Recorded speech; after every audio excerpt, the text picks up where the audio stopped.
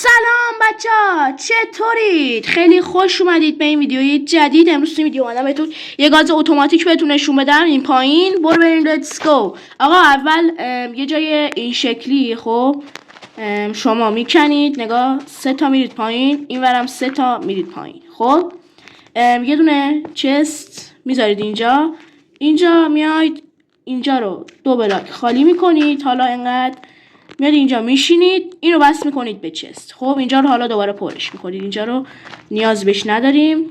خب بعد از این کار میشینیم و اینجا یه دونه از این چیزا میذاریم، فرنیسا. اینا هم حالا فرق نداره، من اینا که مخصوص غذای گذاشتم. ای وای. خب یه هاپرم اینجا و کارو در آوردیم، فقط مونده داخل یه زغال بذاریم و یه دونه هم از این چیزا میتونیم بیاریم، حالا فرق نداره.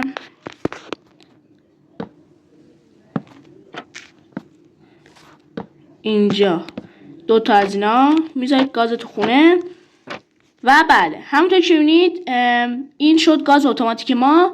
اینجا ما غذاهامون رو میذاریم، خود به خودش نگاه یکی یکی داره میره تو فرنیسه که بپزه. بله میبینید یکی یکی داره اضافه میشه و این خودش همینطوری میپزه دیگه. بله همونطور که میبینید. بعد اگه میبینید اینجا میاد غیب میشه، الان نگاه میادش غیب میشه، مال اینه که داره میره تو چست. بله دیگه نیاز نیست در اون هاپر اون پایین رو باز کنید، میره تو چست و شما اتوماتیک برمیدارید. حالا در اینو میبندید، این واسه خودش اتوماتیک همه این غذاها رو اوکی میکنه.